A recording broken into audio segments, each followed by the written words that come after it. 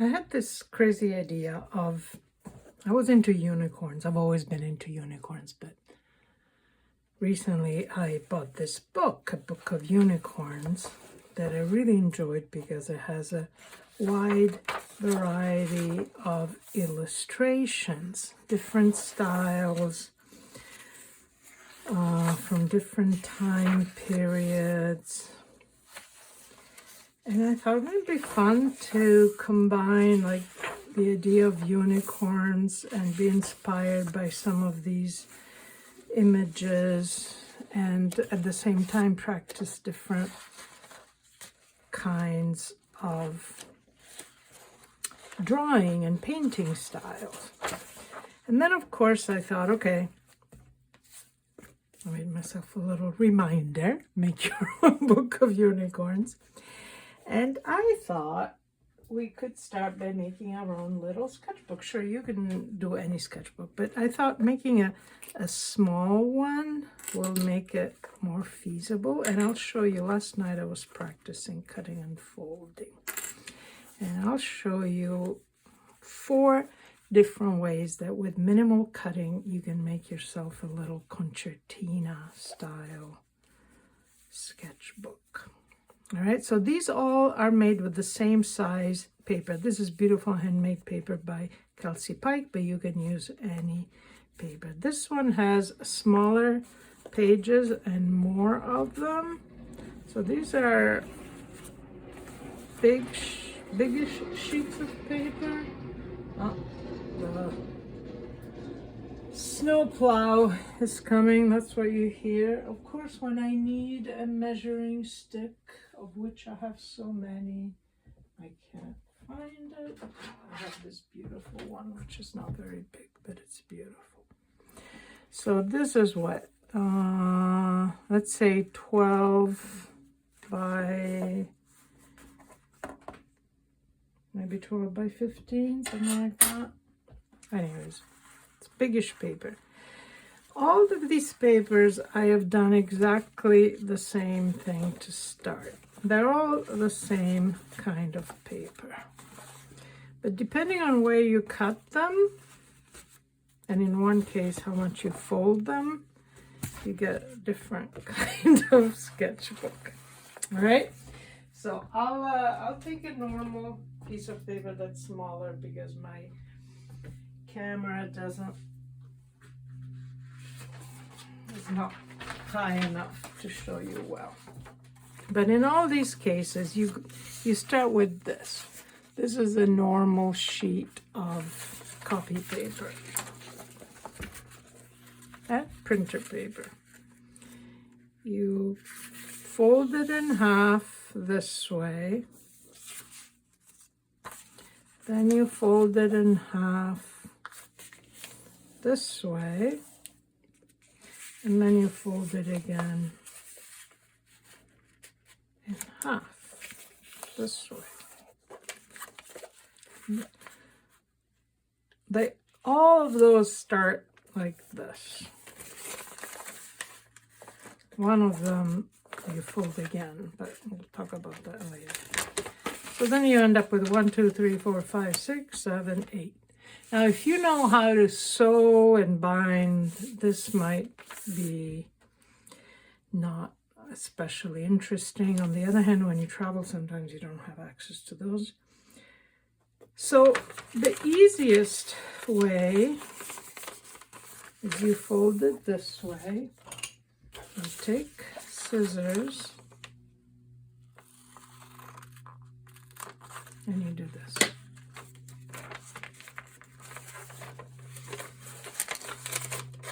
And then, once you do this,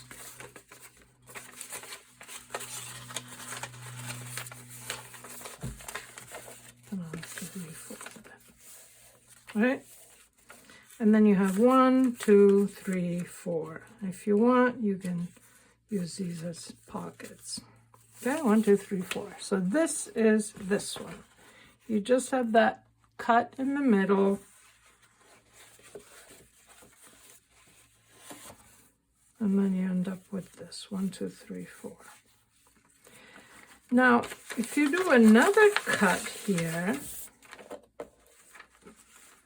so you cut this,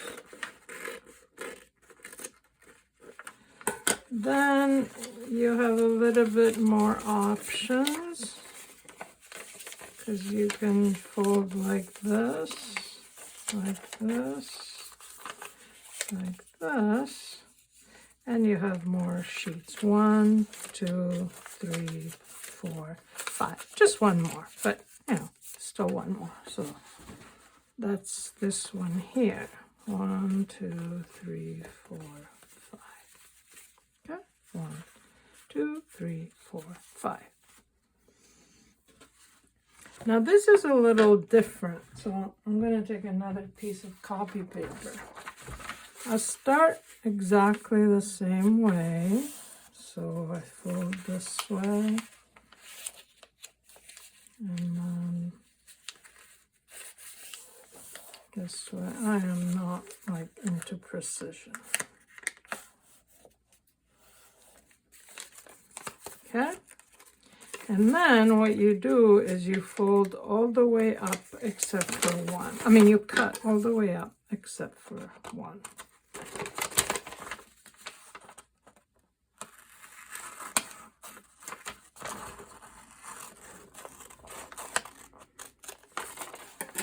And then you have to fold like this. This, like this, like this, like this. This one gives you even more pages. 1, 2, 3. No, the same actually. 1, 2, 3, 4, 5. I guess it's the same. But you only turn around once. So 1, 2, 3, 4, 5. All right, and this is the most, it's not that complicated as you see. You cut all the way up to here, you cut all the way here and over here. But you end up with smaller, more pages, but they are smaller. And with this small copy paper, it will be really small. So again, like this, like this.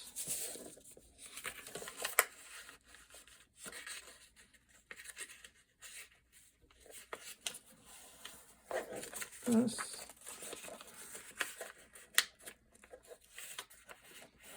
Like this, right? So this is just like the other ones, but here I am also folding, well, that is a third together. I'm also folding in half this way. Okay. So then what you do is you cut all the way here, you cut all the way here, and you cut all the way here. Let's see how that works.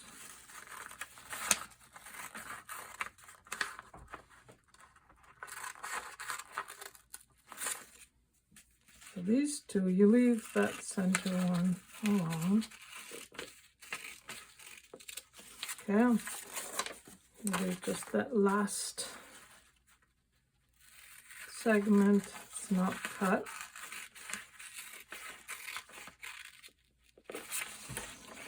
And so now here you have a concertina with a lot of sides.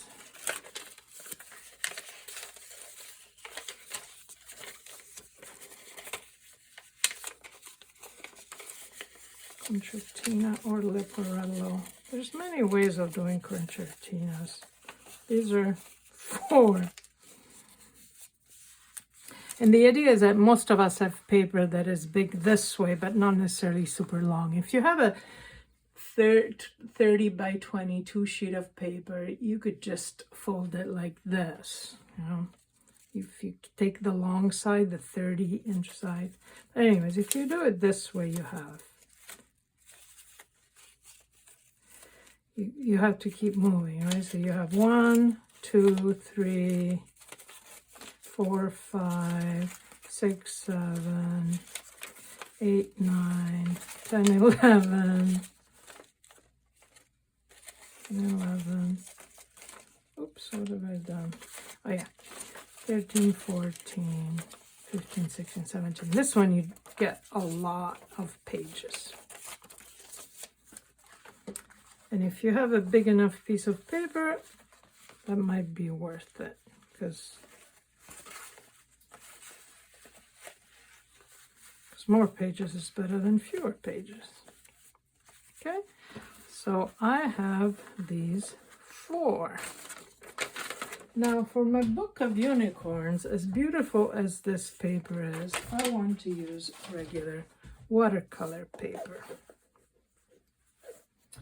And I don't want it to be huge, but this I think is about that size. And I don't know yet if I wanted this small or like this. Let's see. I'm a big fan of deciding as you do things. That drives some people crazy. You may or may not be like me in that. Now, because this is 90 pound rough arches, which is a beautiful paper, and it's good for sketchbook because it's 90 pounds, so it's not quite as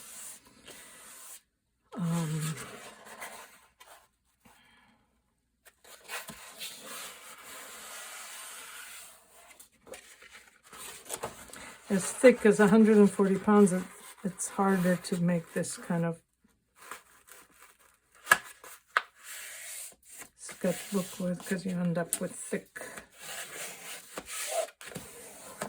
Everybody needs one of these. Okay, this is what, Boys Town, but I think they're called letter openers. I have several. I buy them. I like having them all over the house.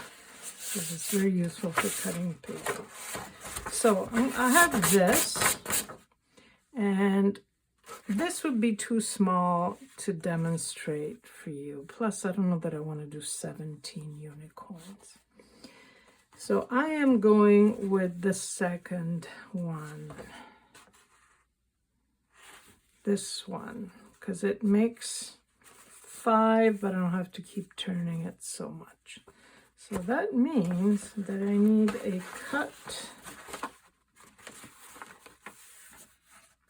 that is all the way to there. Now, because I'm not very good at cutting with scissors, which is another reason I love these, I am going to cut with this. I really don't like the uneven cuts that I get with scissors. Now with this, you gotta be careful. Okay. So now these sides are only connected here, but that's fine. 1, 2, 3, 4.